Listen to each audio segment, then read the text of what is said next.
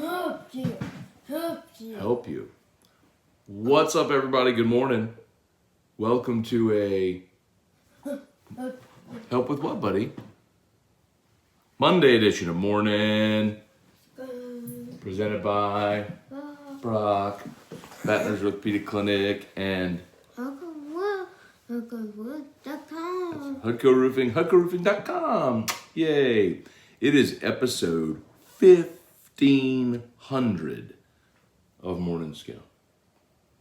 No better way to start it than with Drew here as well. Because you're the reason a lot of people watched a lot of days. You put filters on Daddy's face accidentally. And knocked the camera over. There was a charm to it, wasn't there? I love you. I love you. Okay. What's up, everybody? What a weekend. Went to Garth on Saturday. Went to Jazz Fest yesterday to see Chili Peppers. So, holy moly. Long weekend, to say the least. Let's just say some good mornings. How about the Tigers? Walk-off win at a Babe K. Doty. Boy, they needed it. 12-9 in the league now. And sometimes you got to find a way to win those. It's a walk-off against Missouri now. It's a walk-off against Georgia, both by K. Doty. And, man, how about, and I tend to believe that during the course of a baseball season, those even out. And remember, LSU let one get away late against A&M where they were tied in the eighth and lost at home. And then let game one against Arkansas get away. So, you gave away a couple of them, and it feels like maybe you got those back. So, you got a really key series win. Bama and Ole Miss ahead. Really, going on the road to Bama will be tough, but LSU has played. Hi, Drew. Has played well on the road. Ole Miss at home is very winnable, and so is Vanderbilt, quite honestly. So, on the road. So, all right, let's say some good mornings. See what y'all got. David Coslin, Kelly Gross, Jason Austin, Truax. What's good, man? Happy 1500. Thank you. Thanks to you, man. Some of y'all are Morning Scone OGs who have been here from the beginning. So, from when we were Breakfast Scone. So, thanks so much for continuing to watch all these days. 1500 days. It was not my intention when we started Morning Scone, but here we are. All right, Bubba Tatum, Stacy Fontenot, good morning. Oops. Oop. Oop, oop, oop. That's got to get a little harder to navigate the comments here. Hey, Mark, good morning. Lana.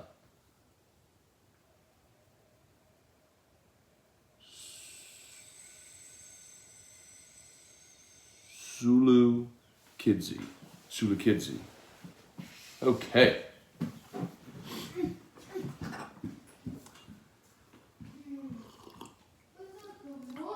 All right, Mark, NOLA Breakers need a new kicker, maybe Garrett Hartley. I'm going to guess Garrett Hartley's professional career is over, but Samuel Merrifield, Matt, seems like Johnson has short patience with money, Dutton looks legit.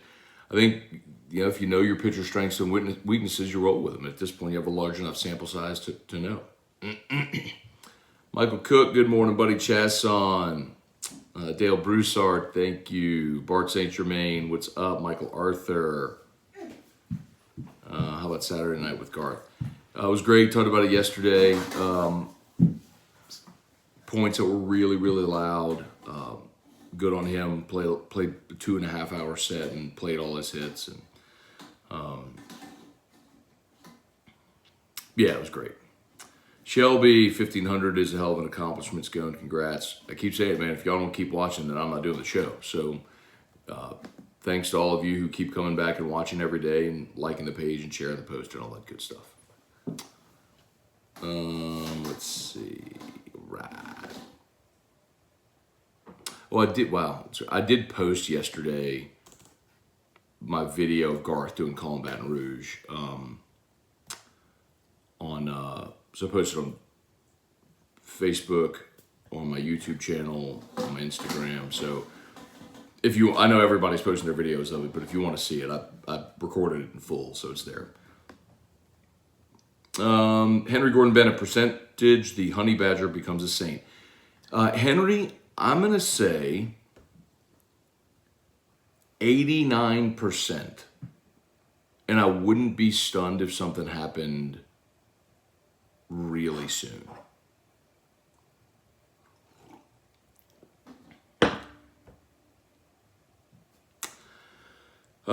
Jason Horn, Tom Brouillard, Clark Tiger Davis, Peter Adams, Stephen Fry. Good morning, y'all. Holler at my YouTube folks as well. Y'all smash that like button. Trivia, what's up, man? Good morning. Joey Vincent, good morning. RD, the mayonnaise kid. Is it football season yet? Technically. Man, baseball's still got a little run in them. Cameron Macon, Anthony Jackson, Brad Johnson, Cliff Nelson, good morning. Good morning. Larry Garner, good morning. Matt and Team Drew, thank you, Larry. Appreciate that, man. All right. Bob Raymond. Let's see. Landon Van Steen. You think Smoke could make the final roster? Talk about Smoke Monday. Sure. Now, I do think that the Saints are going to go sign another safety in free agency. And I do think it's going to be Tyrann Mathieu, by the way. Provided both sides want each other now. It's just about coming to a deal, which I think they'll be able to do. So you bring in Marcus May, you bring in Tyrann, potentially. You still need safety help. So I think there's a spot for sure for Smoke Monday or any of the undrafted guys. And I'll be curious also to see what they do with Alante Taylor. If he stays at corner or if he's a safety. Taz Johnson, still need a running back. That is Kamara's skill set till he becomes. Till he comes back. Why don't we draft a running back? Well, Taz, I mean, I think they would have drafted a running back had they not traded their 4th and 5th round picks. Excuse me, their 3rd and 4th round picks. I think they would have been in great position to do that. But if you take best available in positions of need, that's how you roll. You know what I mean? They needed a defensive tackle as well. The linebacker they took from App State, if they really liked him, you're not sure about Quan Alexander's future, you take best available. You don't take a running back there just to take a running back. It'll like the player. So anyway. But I'm with you. I mean, I would have, look, in round 5, the guy I was telling you all about for weeks and weeks, Kyron Lacey, was still on the board. They didn't take him. He went a few picks later. They must not have liked him. It's okay.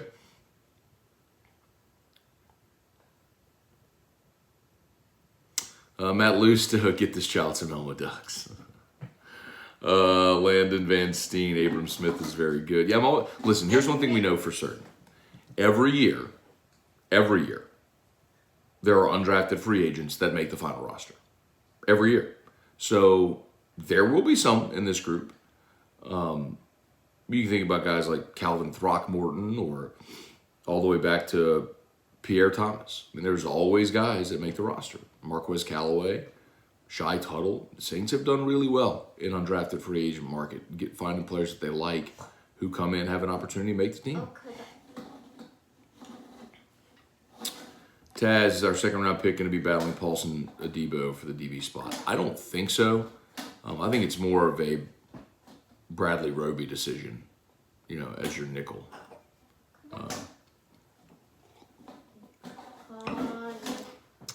Stephen Upshaw, good morning from Disney. Great win. Yes, sir. Scott McClendon, Matt, you had me laughing so hard hearing your story about Erica trying to keep up with you leaving the concert with your fast walking style that you wear cowboy boots in your sprint. She did not wear cowboy boots because her feet were hurting.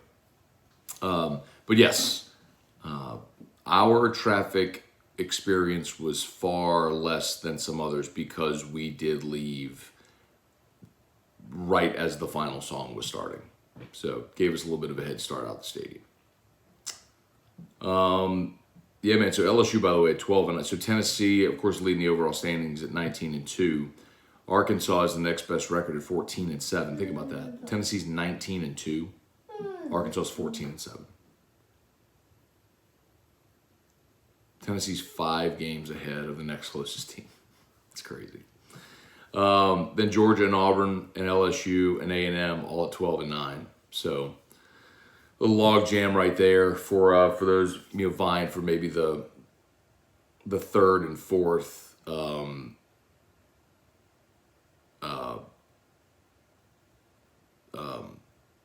national seed. Sorry, potentially.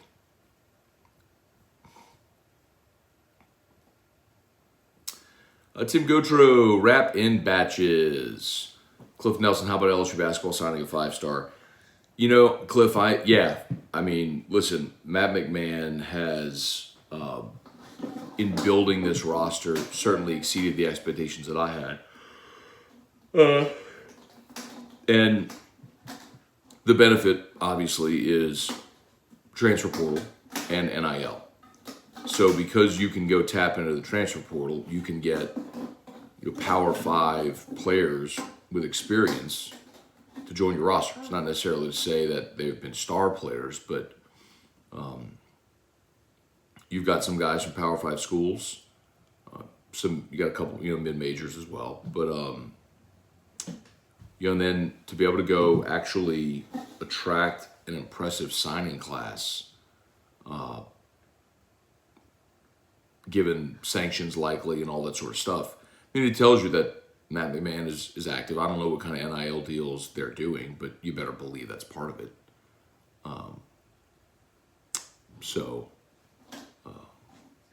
Very cool, though. Trivia. Kirk was so excited about the walk-off, he accidentally went live on Facebook. Kirk's channeling his inner morning scone. Kyle DeVille, good morning. Calling it Saint Son Honey Badger. Yeah, I basically just told you that. But yes.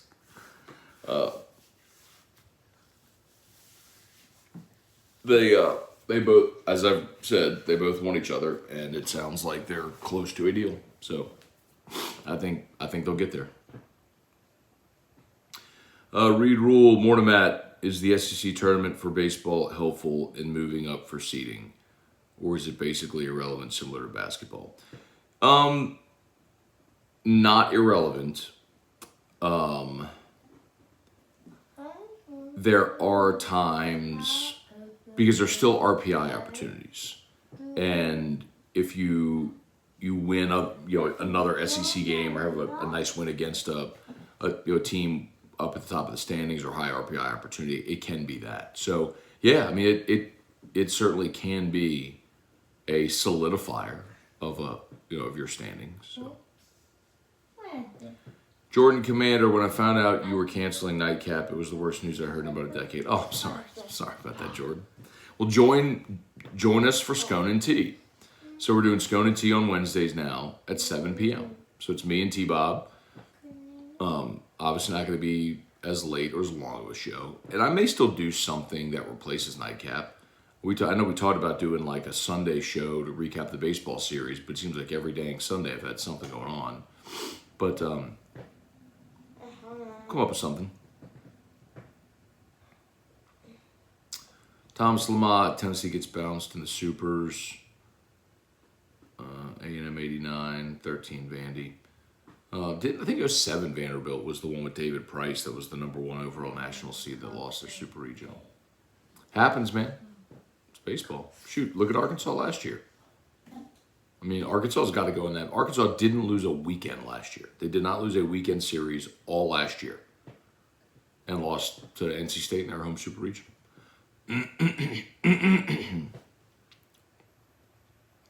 Merrick, any idea when NC issues sanctions? None. They can go at their own pace.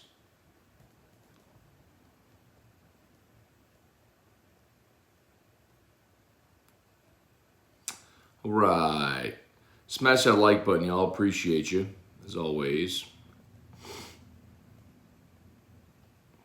Clark, Tiger Davis, Peter Adams, Stephen Fry, Brian Jones, Alex Day, Morton Matt, hell of a game yesterday. Yeah, look, y'all, I was at Jazz Fest yesterday. I mean, full disclosure. It was at Garth on Saturday and Jazz Fest yesterday. So the last 2 days, I was not locked into every pitch. I was doing my best to follow along. They had screens at walk-on, so I was trying to watch as much of it as I could and follow along on the, on the game cast. So, I mean, I have the gist of what happened. I'll have to go watch highlights of it and everything, but huge series win, man. I mean, it's a top 10 RPI team. To get a series win is really significant for this team, which is trying to solidify itself as a regional host site. Remember, 2 weeks ago, when D1 Baseball put out their regional projections, LSU was the 2 seed going to Coral Gables, where Miami was the number 2 national seed. So basically, if you work it backwards, it means they were the second to last 2 seed. They went from that to being like the first 2 seed in the regional projections last week to this week. They might well be a regional host site. Should well be a regional host site, I should say.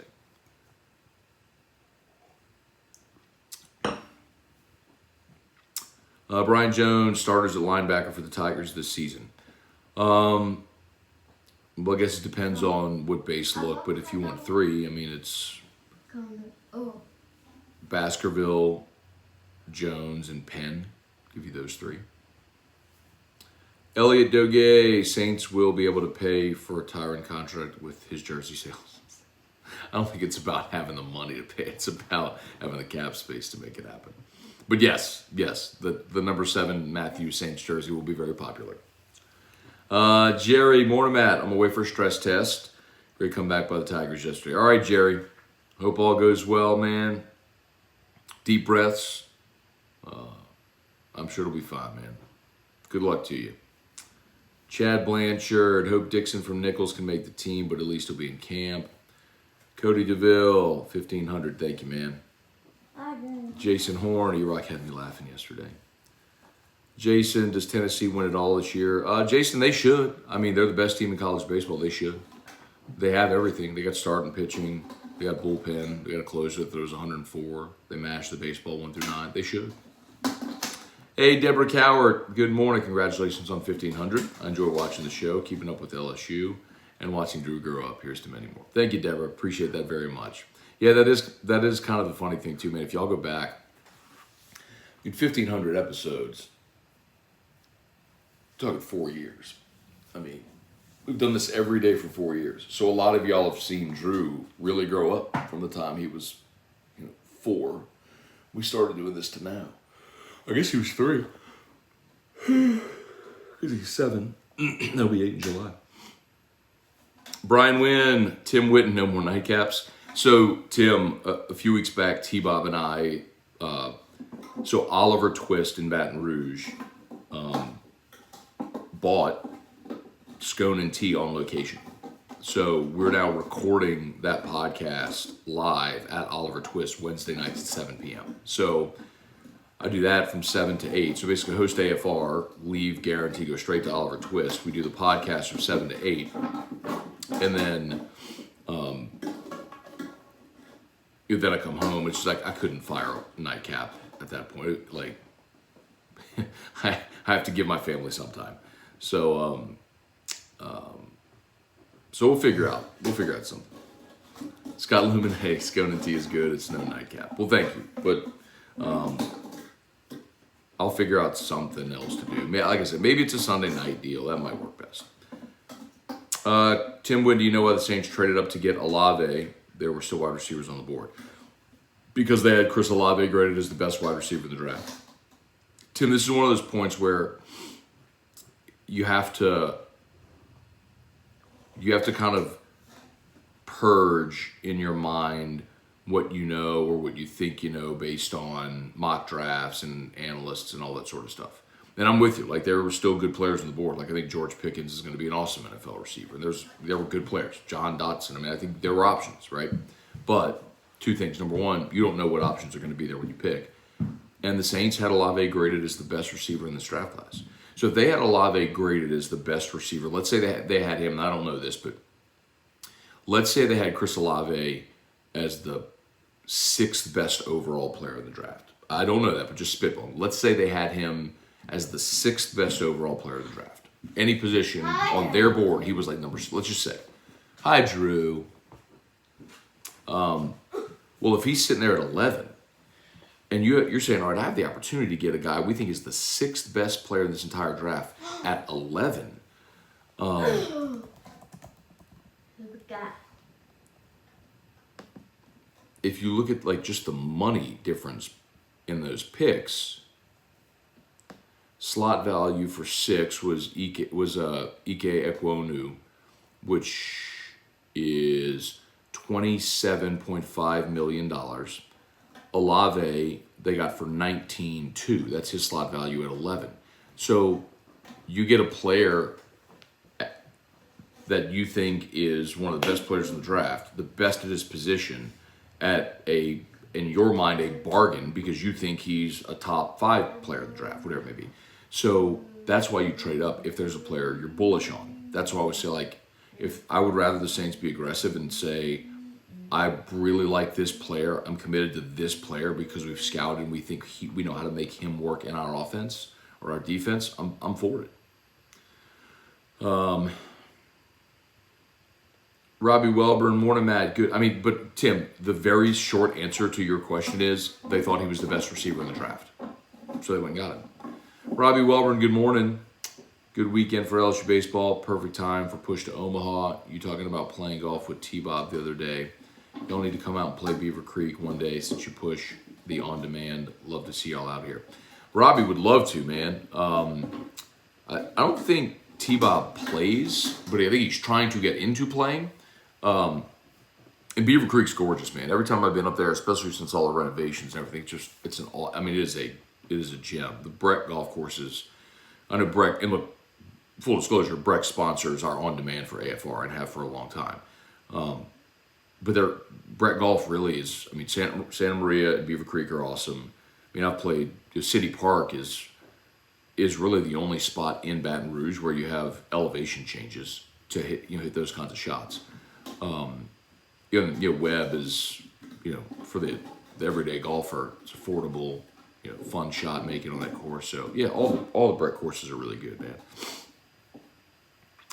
Chance Babin. All right, y'all. As always, shout out to Brock, Baton Rouge Orthopedic Clinic, HUDCO Roofing, HUDCOroofing.com. Let's see. We are going to wrap this up here in just a second. Michael Castello, good morning. Wendell Norman, Ryan Swallow, morning, Matt. Off subject, feeling proud. We were able to raise $12,000 for the St. Jude Clinic through our cornhole tournament this past Saturday. That's awesome. Awesome, Ryan. Congratulations, man. No small feat. Putting together a fundraiser and raising money, and it's awesome, man. So what's that for? So that's St. Jude Clinic, I guess, for St. Jude Hospital in Memphis. Joseph Fine, good morning. Jamison Williams is a better wide receiver. Okay, you may think that, and he may be, but no disrespect to you, Joseph, but like, you're a dude commenting on YouTube. Those are NFL scouts and executives that put their board together. Like, I'm going to take their opinion over yours. It's fine. And it may be how you want to use that receiver skill set. So it may work better in some offenses than others. So, and Jamison Williams also coming off a torn ACL. I mean, there's a lot of variables. So, I mean, are you glad that player's on your team? I am. I think Chris Olave is phenomenal. I think he's exactly what this offense needs. He's got size at 6'1". He's got, obviously, the speed. Ran the 4.38. He's a great route runner. I mean, he had all the productivity in college. I mean, set Ohio State's career receiving touchdown record. Yeah, I mean, I think that guy's going to be awesome. Oh, and Baton Rouge for the Children's Hospital. Got it right.